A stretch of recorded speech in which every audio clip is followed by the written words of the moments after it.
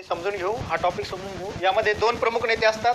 त्यातला पहिला नेता असेल सभागृह नेता, लीडर ऑफ द हाऊस त्याला म्हटलं जातं. दुसरा असेल विरोधी पक्षनेता, लीडर ऑफ द अपोजिशन असं त्याला संबोधलं जातं. हे दोन नेते खूप महत्त्वाचे आहे. या संदर्भात परीक्षेत आपल्याला प्रश्न विचारला जाऊ शकतो. सुरुवातीला आपण सभागृह नेता हा टॉपिक समजून घेऊ. दोन्ही सभागृहामध्ये म्हणजेच लोकसभा आणि राज्यसभा या दोन्ही सभागृहामध्ये, लोकसभा असेल, दुसरं सभागृह राज्यसभा असेल, या दोन्ही सभागृहामध्ये सभागृह नेता असतो. तो त्या सभागृहाचा प्रमुख असतो. सभापतीनंतर सभागृह नेता हा खऱ्या अर्थानं सर्व जे पक्ष असेल, सर्व जे गट असेल, या गटामध्ये समन्वय साधण्याचं काम सभागृह नेता करत असतो. पंतप्रधान हे सभागृह नेता असतात. आता उदाहरणार्थ यामध्ये छोटीशी गोष्ट अशी आहे, पंतप्रधान जर लोकसभेचे जर सदस्य असेल ते या ठिकाणी त्या सभागृहाचे सभागृह नेता असतात. परंतु जे पंतप्रधान जर राज्यसभेचे जर सदस्य असेल तर ते राज्यसभेचे सभागृह नेता असतात. आता बघा, जर पंतप्रधान या ठिकाणी सभागृह नेता असेल, आता उदाहरणार्थ आपण समजून घेऊ की आपले माननीय नरेंद्र मोदी हे पंतप्रधान लोकसभेचे सदस्य आहे. त्यामुळे इथं लोकसभेच्या सभागृहासाठी सभागृह नेत्याची निवड करण्याची आवश्यकता नसते. परंतु दुसऱ्या सभागृहामध्ये, राज्यसभेमध्ये, आता या ठिकाणी थावरचंद गेहलोत हे या सभागृहाचे सभागृह नेते आहेत. मंत्री असेल, मंत्र्याची निवड सभागृह नेता म्हणून केली जात असते. त्या सभागृहामध्ये विरोधी पक्ष असेल, जे काही अलायन्स असेल, अलायन्समध्ये मग त्यांच्या पक्षाशी सोबत युती केलेले जे काही सदस्य असतील, पक्ष असतील, यांच्यामध्ये समन्वय साधायचं काम हे त्या सभागृह नेत्याचं असतं. अत्यंत महत्त्वाची भूमिका ही सभागृह नेत्याची असते.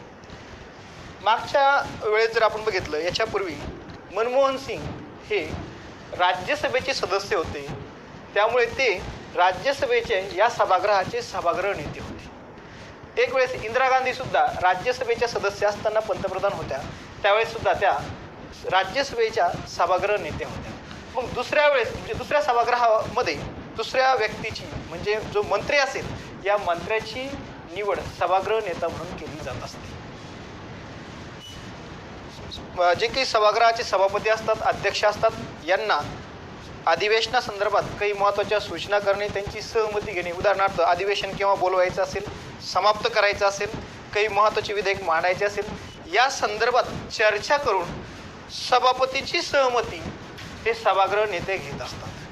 अशी महत्त्वाची मध्यवर्ती भूमिका या सभागृह नेत्याची असते. दुसरा प्रमुख व्यक्ती असतो विरोधी पक्षनेता.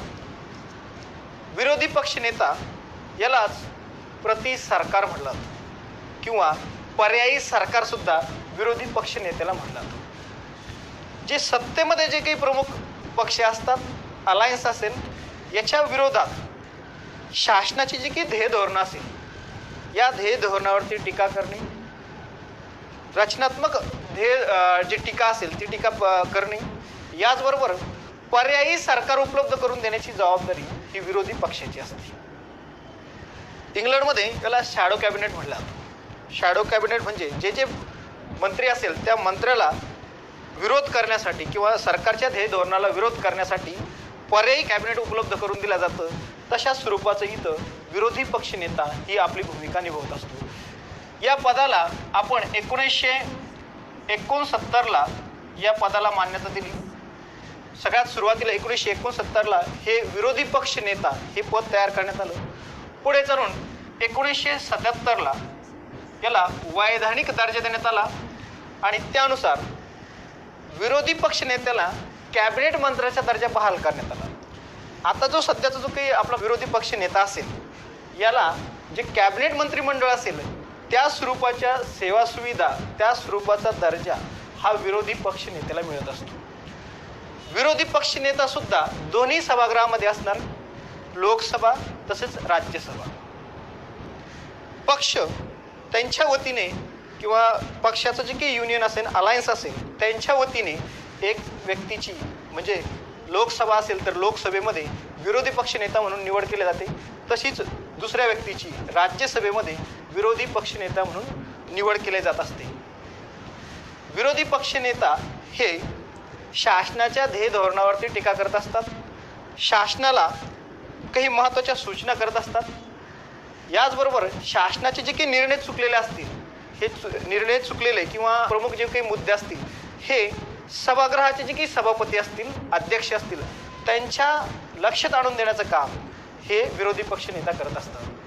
अशा पद्धतीने विरोधी पक्षनेता हा सुद्धा एक महत्त्वाचा घटक असतो. संसदेचे जे प्रमुख नेते आहे, प्रमुख पदाधिकारी आहे, त्यांच्यामध्ये या दोन नेत्यांचा म्हणजे सभागृह नेता असेल, विरोधी पक्ष नेता असेल, यांचा समावेश होतो. संसदेचे आपण पदाधिकारी बघितले. आता आपल्याला संसदेचं कामकाज अभ्यासायचं आहे. यामध्ये सगळ्यात महत्त्वाचं असेल अधिवेशन. अधिवेशनामध्ये जे संसदेचं जे काही कामकाज चालतं त्या संदर्भात आपण माहिती घेणार आहोत. त्याच्यापूर्वी अधिवेशन समजून घेणार आहोत. कलम 85 नुसार संसदेचं जे काही अधिवेशन असेल हे अधिवेशन बोलवण्याचा अधिकार हा राष्ट्रपतीला असेल. राष्ट्रपती हे अधिवेशन बोलावतो. या संदर्भात नियम असा असेल की 2 अधिवेशनादरम्यान 6 महिन्यापेक्षा जास्त कालावधी नसावा अशी एक तरतूद करण्यात आली. म्हणजे 6 महिन्याच्या आत अधिवेशन बोलवणं हे गरजेचं असतं. हा अधिवेशन बोलवण्याचा अधिकार हा राष्ट्रपतीला असेल.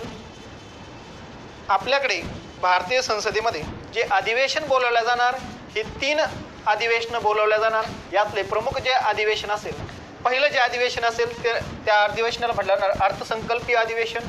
फेब्रुवारी मे या महिन्यामध्ये हे अधिवेशन आयोजित केलं जातं. सेकंड अधिवेशन असणार पावसाळी अधिवेशन. जुलै ते सप्टेंबर या कालावधीमध्ये हे अधिवेशन चालतं. तिसरं महत्त्वाचं अधिवेशन असतं हिवाळी अधिवेशन. नोव्हेंबर ते डिसेंबर या कालावधीमध्ये हे अधिवेशन पार पडतं. हे अधिवेशनं आपल्याला विचारल्या जाऊ शकतात. फेब्रुवारीमध्ये ते मेपर्यंत या कालावधीमध्ये अर्थसंकल्पीय अधिवेशन चालतं. हे दोन्ही सभागृहाचे अधिवेशन असणार. परंतु एक गोष्ट या ठिकाणी आपल्याला समजून घ्यायची, जे अर्थसंकल्पीय अधिवेशन असतं, अर्थसंकल्पीय अधिवेशनामध्ये लोकसभेला या ठिकाणी प्राधान्य असतं, जास्तीत जास्त अधिकार बहाल केले. त्यामुळे या कालावधीमध्ये काही दिवसासाठी राज्यसभेचं अधिवेशन हे स्थगित असतं. पुन्हा नव्याने राज्यसभेचं अधिवेशन भरलं जातं. त्याचा सगळ्यांचा जर विचार केला तर या ठिकाणी 4 अधिवेशनं ही राज्यसभेची होत असतात, परंतु 3 अधिवेशनं ही लोकसभेची होत असतात. सेपरेट त्यांचा उल्लेख केला जात नाही, परंतु या तिन्ही अधिवेशनाचा उल्लेख होत असतो. पहिलं असणार अर्थसंकल्पीय अधिवेशन, दुसरं असणार पावसाळी अधिवेशन, तिसरं असणार हिवाळी अधिवेशन. उन्हाळी अधिवेशन नसतं. उन्हाळी अधिवेशन म्हणजेच या ठिकाणी अर्थसंकल्पीय अधिवेशन घेतल्या जात असतं. त्यानंतर लोकसभेत विसर्जित असेल तर या कंडिशनमध्ये बघा काय होणार. नियमितपणे 5 वर्ष हे आपण समजून घेतलेलं आहे की 5 वर्षाचा कालावधी संपुष्टात आल्याने लोकसभा आपोआप विसर्जित होत असते. याचबरोबर नियमित 5 वर्षाच्या कार्यकालाच्या आत राष्ट्रपती पंतप्रधानाच्या सल्ल्याने लोकसभा विसर्जित करू शकतो. त्यावेळेस ही जी काही अधिवेशनं असतात ही अधिवेशनं त्यावेळेस त्या कालावधीसाठी स्थगित केलेली असतात. परंतु सगळ्यात महत्त्वाचं हे असतं की जी काही लोकसभा स्थापन होते, लोकसभा स्थापन झाल्या म्हणजे निवडणुका झाल्यानंतर लोकसभाची पहिली बैठक आयोजित केली जाते. तेव्हापासून जी पहिली बैठक समाप्त होईल त्यानंतर 6 महिन्यापेक्षा जास्त कालावधी हा 2 अधिवेशनामध्ये नसावा अशी तरतूद कलम 85 मध्ये करण्यात आलेली आहे. ही जी अधिवेशन आहे या अधिवेशनामध्ये वेगवेगळ्या प्रश्नावरती चर्चा होत असते. वेगवेगळ्या समस्या या ठिकाणी सोडवण्याचा प्रयत्न केला जातो. विरोधी पक्ष हे सरकारला यावेळेस धारेवरती धरत असतात, अडचणीमध्ये आणत असतात. याचबरोबर एखादी समस्या निर्माण झाली तर ते समस्या सोडवण्यासाठी या ठिकाणी कायदा निर्माण केला जातो. कायदा तयार करत असताना कायदा निर्मितीची प्रक्रिया आपल्याला समजून घ्यावी लागणार आहे. तर आपण पुढे बघू कायदा निर्मितीची प्रक्रिया.